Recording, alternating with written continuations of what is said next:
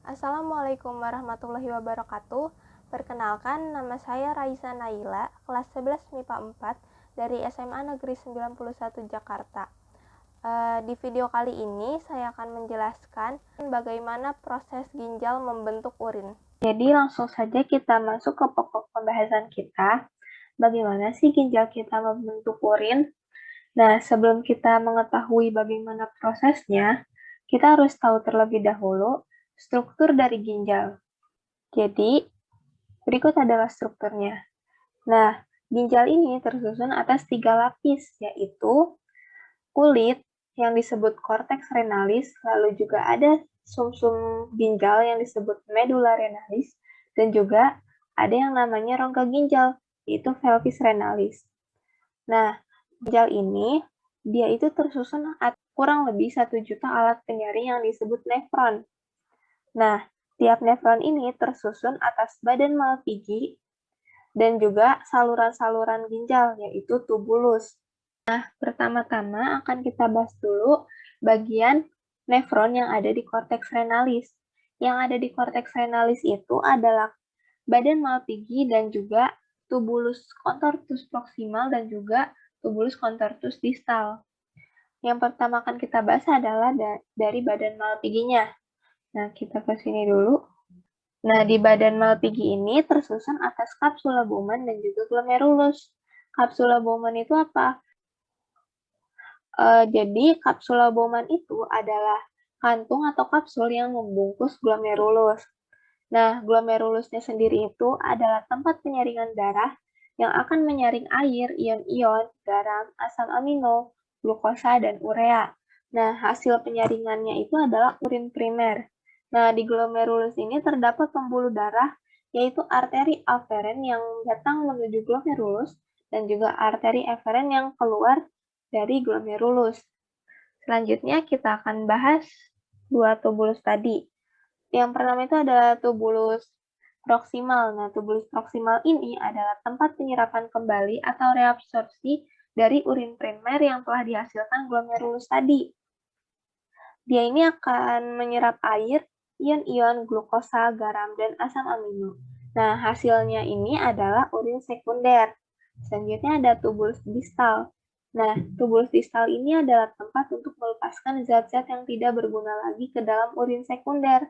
Hasilnya adalah urin sesungguhnya. Selanjutnya kita ke medula renalis atau sumsum ginjal.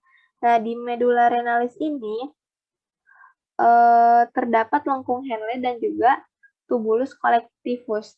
Nah, ini adalah lengkung Henle dan ini tubulus collectivus. Lengkung Henle ini adalah penghubung antara tubulus contortus proximal tadi dan juga tubulus contortus distal. Lalu tubulus collectivus. Nah, tubulus collectivus ini adalah saluran sempit panjang yang menampung urin dari nefron. Nah, dia ini untuk disalurkan ke pelvis menuju kantung kemih. Nah, sekarang kita ke pelvis renalis. Nah, pelvis renalis ini adalah tempat bermuaranya tubulus. Nah, yang urin-urin tadi itu akan menuju pelvis renalis. Dia ini fungsinya adalah sebagai tempat penampungan urin sementara yang akan dialirkan menuju kantung kemih melalui ureter dan dikeluarkan dari tubuh melalui uretra. Selanjutnya, kita akan masuk ke proses pembentukan urin.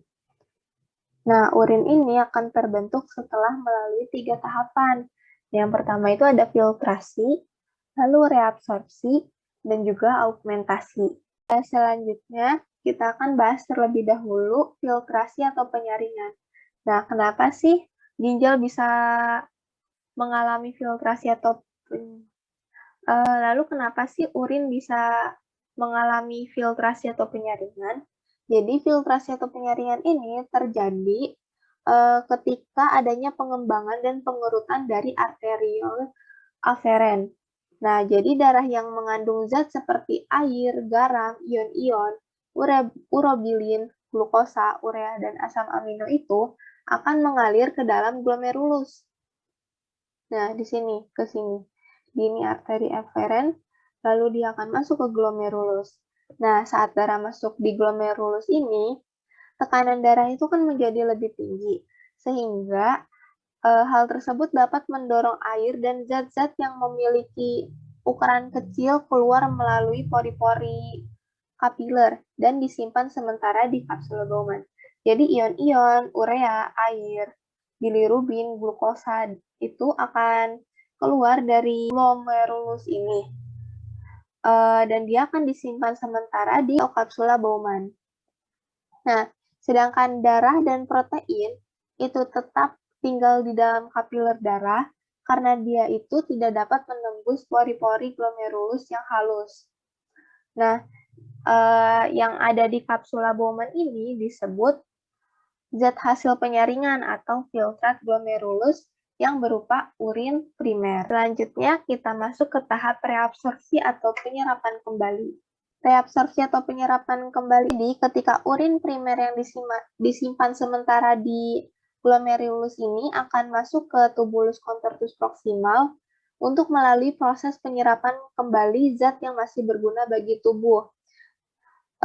Zat seperti air, glukosa, asam amino, ion kalium, dan zat-zat yang masih diperlukan tubuh itu akan diangkut ke dalam sel, kemudian ke dalam kapiler darah di sekelilingnya. Jadi, di nefron ini sekitarnya itu ada yang namanya kapiler darah. Nah, kapiler darah ini akan menampung zat-zat yang masih berguna dari urin-urin itu. Nah, zat hasil preabsorpsi di tubulus contortus proximal ini disebut filtrat tubulus atau urin sekunder. Nah, urin sekunder ini selanjutnya mengalir ke lengkung Henle menuju tubulus contortus distal. Selama mengalir itu, dia melewati lengkung Henle kan.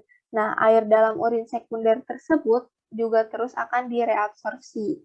Jadi, air yang melewati lengkung Henle ini akan terus direabsorpsi oleh kapiler darah yang berada di sekitarnya. Selanjutnya adalah proses augmentasi atau pengeluaran zat tidak berguna. Ini adalah proses terakhir ya. Pembuluh darah yang berada di sekitar nefron tadi akan melepaskan zat sisa yang tidak berguna bagi tubuh ke dalam urin sekunder sepanjang tubulus contortus distal ini hingga tubulus collectivus. Nah, habis itu terbentuklah urin sesungguhnya. Nah, urin sesungguhnya itu kemudian disalurkan ke pelvis renalis. Nah, lalu keluar dari ginjal melalui ureter menuju ke kantung urin atau vesika urinaria. Nah, ketika kita ada dorongan untuk buang air kecil, maka dia akan dikeluarkan melalui uretra. Cukup sampai di sini dulu video saya. Kurang lebihnya mohon maaf. Wassalamualaikum warahmatullahi wabarakatuh.